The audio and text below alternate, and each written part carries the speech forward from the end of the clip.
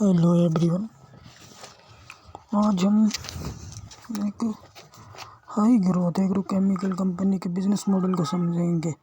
इस वीडियो के माध्यम से हम इस कंपनी की हिस्ट्री, बिजनेस एक्सपेंस, रेवेन्यू और फ्यूचर वैल्यूएशन भी करेंगे। इस कंपनी का नाम है इंडिया पेस्टिसाइड लिमिटेड। 23 जून 2021 को इस कंपनी का IPO आया था। IPO की प्राइस थी 290 से 296, लिस्टिंग प्राइस थी 340। कंपनी के बिजनेस मॉडल में हम देखते हैं ये कंपनी दो प्रकार के केमिकल बनाती है। एक होते हैं टेक्निकल और एक होते हैं फॉर्मुलेशन। और ये एक P2P प्लेयर होने के बाद भी इतने हाई मार्जिन इंजॉय करती है। इसका यही कारण है कि ये कंपनी एक ऐसे टेक्निकल केमिकल चूज़ करती है जिसमें इंडस्ट्री में मेजर 2 से 3 ही प्लेयर हो। यही कारण है इस कंपनी के हाई मार्जिन होते हैं।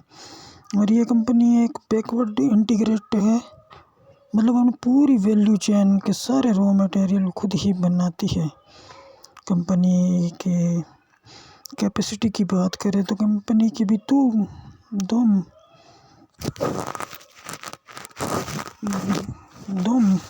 मैन्युफैक्चरिंग फैसिलिटी है। एक है लखनऊ में, एक है संडीला में। लखनऊ वाले प्लांट में IPO के टाइम 21,000 मैट्रिक टन क्षमता थी और संडीला में 19,000 मैट्रिक टन की क्षमता थी।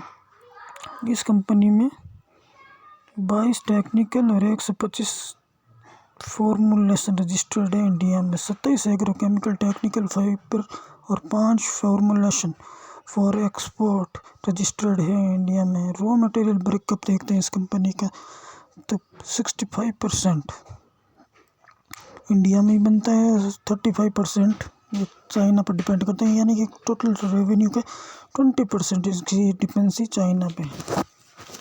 रेवेन्यू साइड देखेंगे तो कंपनी को 50% रेवेन्यू आता है एक्सपोर्ट से और 50% रेवेन्यू आता है डोमेस्टिक से। और कंपनी के की कस्टमर में देखेंगे तो बहुत बड़े बड़े नाम हैं, जिसमें Syngenta, UPL, AstraZeneca, Sharda crop.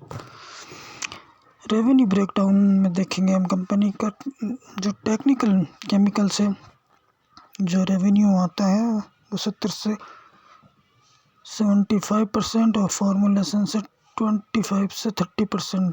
Technical chemical वे केमिकल होते हैं जिस टाइप में फार्मा में API होते हैं, एक्टिव फार्मास्यूटिकल होते हैं। जो हमारी मेडिसिन के अंदर जो सॉल्ट होते हैं वही API होते हैं। उस टाइप से एग्रोकेमिकल में ये टेक्निकल बनाते हैं।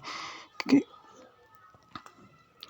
किसी भी बिजनेस में इन्वेस्ट करने से पहले इंडस्ट्री को अच्छे से समझ लेना चाहिए ताकि फ्यूचर में कोई सरप्राइज़ ना मिले। एग्रोकेमिकल इंडस्ट्री की जहाँ तक बात की जाए, एग्रोकेमिकल इंडस्ट्री एक हेवीली वर्किंग कैपिटल इंडस्ट्री होती है। यानी कि यहाँ पर रिसीवल काफ़ी अधिक होते हैं, 30 से 35% रिसीवल होते हैं। यानी कि 100 के प्रोडक्ट पर 30 to 35% इनके रिसीवल में फंस जाते हैं।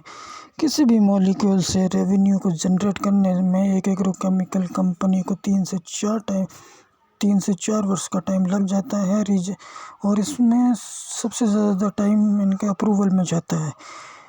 इस बिजनेस को मिस्टर आनंद अग्रवाल ने शुरू किया था और इनके दोनों बेटे फ़िलहाल अभी इसी बिज़नेस को रन कर रहे हैं उनके साथ में। जब इस कंपनी का IPO आया था तब इन्होंने बताया था कि इन्होंने 8 नए मॉलिक्यूल आइडेंटिफाई कर रखे हैं, जिनमें वो 70 करोड़ का कैपेक्स करने वाले हैं संडीला वाला प्लांट में। अभी संडीला वाले प्लांट की कैपेसिटी देखी जाए तो बढ़कर 27,000 मैट्रिक टन हो चुकी है।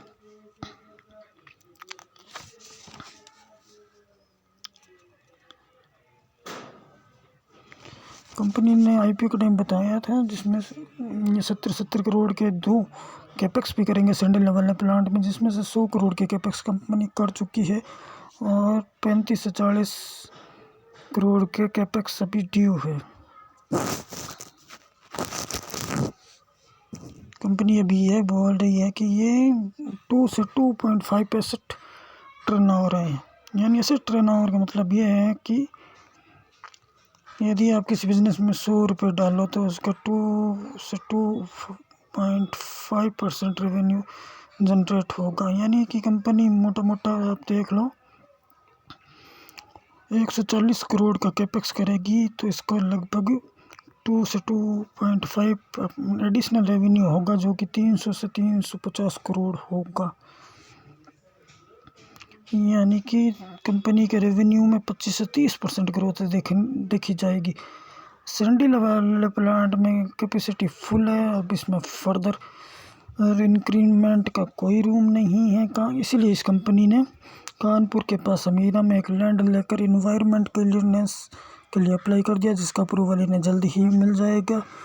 वह यहाँ पर नया कैपेक्स करेंगे, 400 करोड़ का कुल कैपेक्स करेंगे, जिसमें से 100 करोड़ का हर साल ये कैपेक्स करेंगे, जिनसे नए प्लांट से इन्हें 200 से 250 करोड़ का एडिशनल रेवेन्यू आएगा।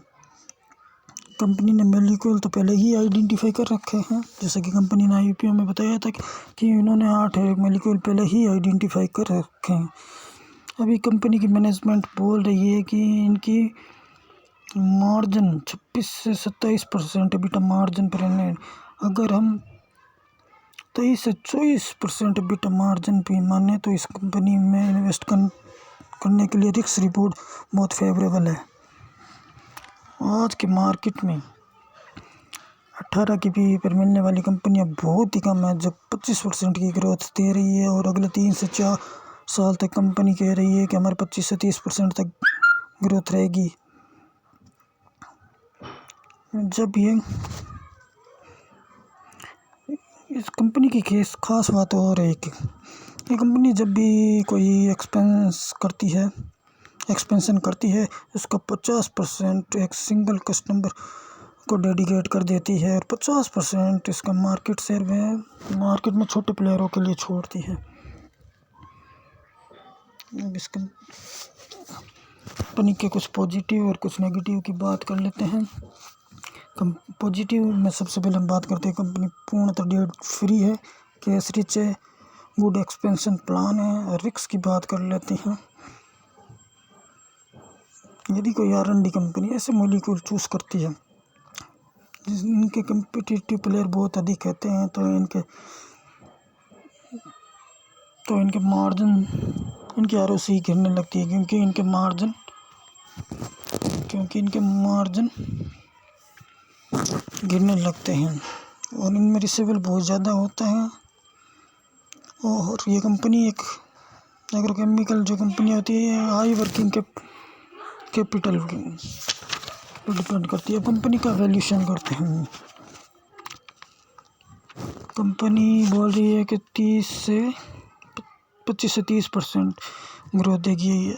अपन कोशिश रहते हुए 22 से 25% रेवेन्यू ग्रोथ मानते हैं। कंपनी बोल रही है 25 से 30% मार्जिन, अपन 24% मार्जिन मानते हैं और 25% टैक्स रेट मानते हैं और 20 का PE लेते हैं।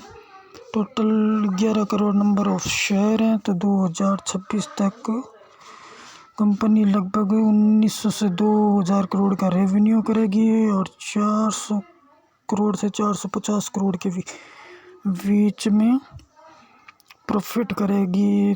तो इसका 18-20 का PE मान लेते हैं तो कंपनी की शेयर प्राइस होगी 520 से 550 के बीच। और इसी बीच अगर ये कंपनी अगर मार्केट में तेज़ी आती है, यूफोरिया क्रिएट होता है, तो यहाँ पर इस बिजनेस में इन्वेस्ट करके मल्टी बैगर रिटर्न प्राप्त करने की अपॉर्चुनिटी है।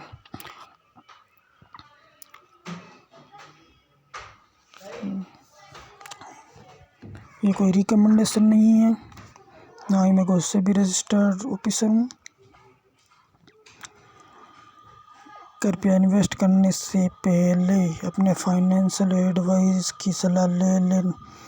आज की डेट में मैं इस कंपनी के स्टॉक को ऑन नहीं करता। Thank you. आप बताएं नेक्स्ट वीडियो आपको किस कंपनी की डीप वैल्यूएशन पर चाहिए, कमेंट में। धन्यवाद। लाइक शेयर और सब्सक्राइब करें।